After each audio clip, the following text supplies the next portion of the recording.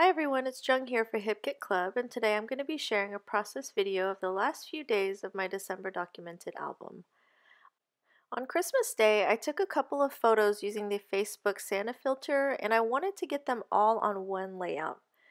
I couldn't really figure out how to get them all on the layout, especially since you can't cut up the Instax film, so I remembered seeing the little waterfall technique going around on Instagram, and I wanted to give it a try. I have seen the waterfall technique being used in card making, but I hadn't really seen it in scrapbooking before. And so I watched a couple of YouTube videos and then I made one kind of just to try it out of scraps. You can see on the left, that's all pieces from my trash can. I'm just kind of learning as I go. So you're going to need 3 pieces to make your waterfall technique work. You need a big background piece. You need the actual long piece that you see there that you're gonna glue all the photos to, and then you need another piece to kind of anchor it down. I saw another YouTuber call it a belt, which I think is pretty smart. So this piece right here, you're going to want it to be a little bit narrower than the photos that you're using, and so since I'm using Instax photos, they are a little bit wider than 2 inches, so I made this strip 12 inches by a little bit under 2 inches. I scored it at the 6-inch mark, and then I scored it every ½ inch for the number of photos that I was going to put down. I have 5 photos and 1 journaling card, so I made a total of 6 score marks at every ½ inch. And then I used my bone folder to crease the lines really well. By the way, I am using the 2018 HipKit Club December documented kits and the 2018 December kits. Those pattern papers that I'm using are HipKit Club exclusives in the December kit, and I have used that pink sweater pattern paper in my album before, and I really love it. Okay, so now I'm just adding some score tape right between the folds. I'm also adding score tape at the bottom right under the last fold also. And this is what I'm going to attach the photos to, and I'm going to start from the bottom and work my way up. I really love these photos because I didn't tell my family members that I was using these filters on them, and so I just told them to smile, and especially the one with my parents there. My dad's the reindeer, my mom is Santa Claus, and I just thought it was so hilarious, and when I showed them they thought it was funny too, and I really love these photos. I'm so glad I have them. Okay, so I'm just adhering all the photos at every crease line, making sure to stick them down really well. And the last spot is for my journaling that I typed up on my typewriter. I messed up on the measurements a little bit. I wanted to make it the same size as the Instax, but I made it a little short, but that's okay. So the front of the mechanism is a little long and I don't want to see it under the Instax, so I'm just trimming it a bit. Okay, so now I'm trying to figure out the belt, and I'm trying to, at first I was trying to line it up perfectly with the pattern on the back so it would kind of be seamless and less noticeable, but I'm having trouble with that, and so in the end I don't worry about the pattern so much. Okay, now I'm going to work on adhering everything and putting everything together. So you're going to attach the front of the mechanism, the part that all the photos are attached to, onto the belt. And I'm trying to get it as centered as possible, and if you've watched my videos before, you know I bring out the ruler quite often, and so that's what I'm doing here. I'm putting score tape on the middle of the belt, and then I'm going to attach the mechanism onto it.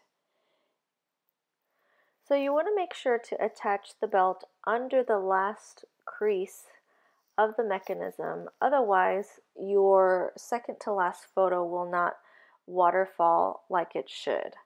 I hope that makes sense.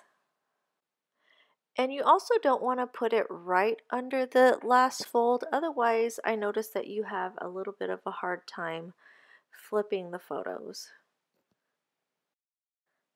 I'm going to give it a little try, and it works. I love it. As I was trying it out, I noticed that I didn't leave quite enough space at the bottom to properly pull down the waterfall mechanism. So I'm going to try and fix that by adding a little bit of a tag tab. And I made that by folding a piece of cardstock in half and die cutting half of the tag. And I'm going to attach it to the pull tab with a lot of score tape because I know that's something that you're going to constantly pull on. Especially if something's not going to be inside of a page protector, I tend to add a lot of adhesive because I don't want anything falling off in the years to come. So I'm kind of just learning and improvising as I go. You'll see a lot of trial and error. And even though I really do like how this one turned out, I decided that I wanted to um, try and get a little bit more quote unquote fancy. And so I end up redoing it and I'll show you what it looks like at the end. But I wanted to keep this part in because it actually shows you how I made it. Okay, so since I added this pull tab, I noticed when I was spinning it that it was getting caught on the lip of the pull tab. So to try and make that a little bit smoother, I'm adding a little bit of washi tape from my stash.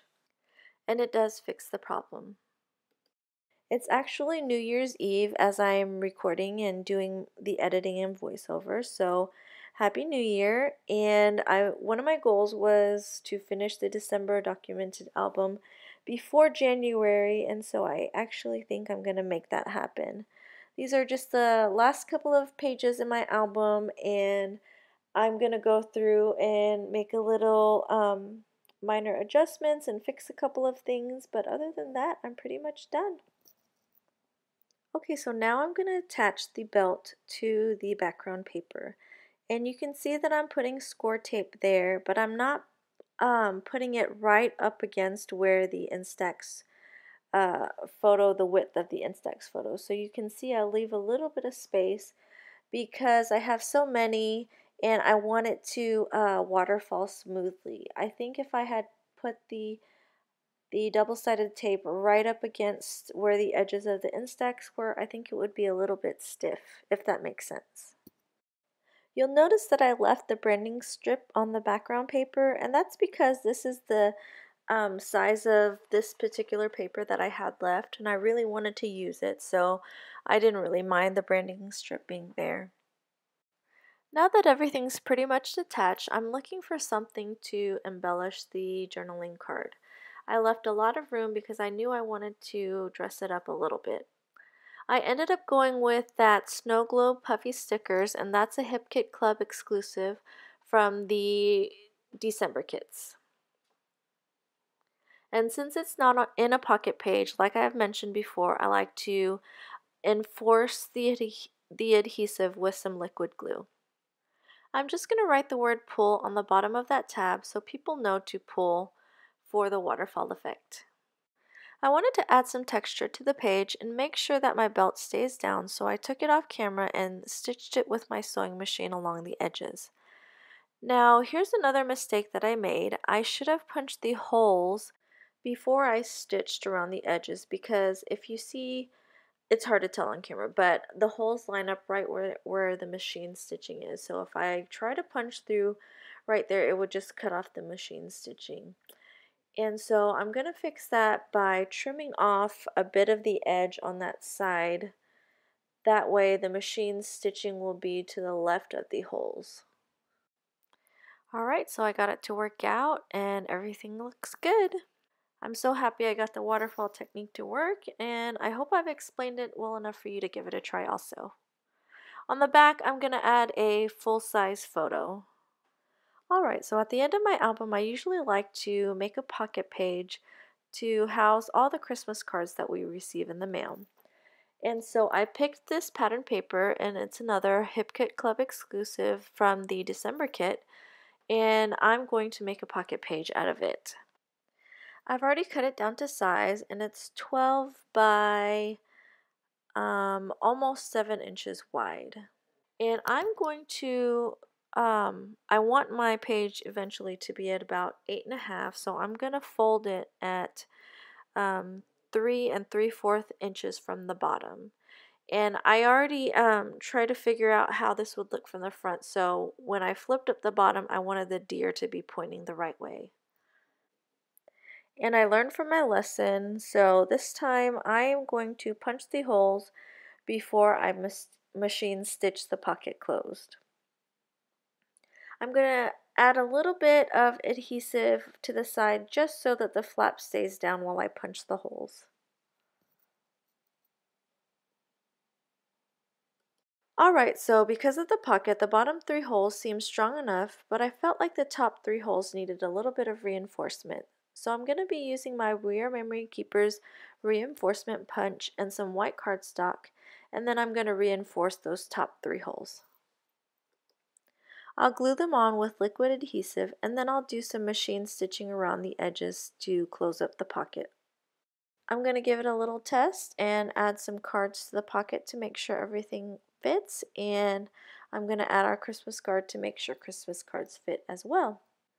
I thought about embellishing the front of the pocket, and so I'm trying a couple of things out. I really wanted to use that puffy shaker, but I thought it would be too much dimension because the puffy shaker is dimensional plus all the cards that I would add. So I ultimately decided on a flat embellishment. I chose this Holly Jolly banner, and it's from the Hip Kit Club exclusive ephemera, and I really like how that looks. Alrighty, into the binder it goes. Here's where I decided to get a little bit more fancy with the waterfall technique. I used a lot of the 3x4 cards found in the Hip Kit Club December Documented Kit, and I tried it again. If you notice, I also added to the back of the cards instead of just having the front flip. And I really like how it turned out. I made it the exact same way as I did at the beginning of the video. I just added to the back of the cards as well. So that's my finished album. I added a large photo to the back, and then I added the pocket page to the very end. I hope you liked my video today, and I hope you'll give this waterfall technique a try, and also the pocket page. Let me know if you have any questions below, and I'll be happy to help if I can. Thanks for watching. Bye!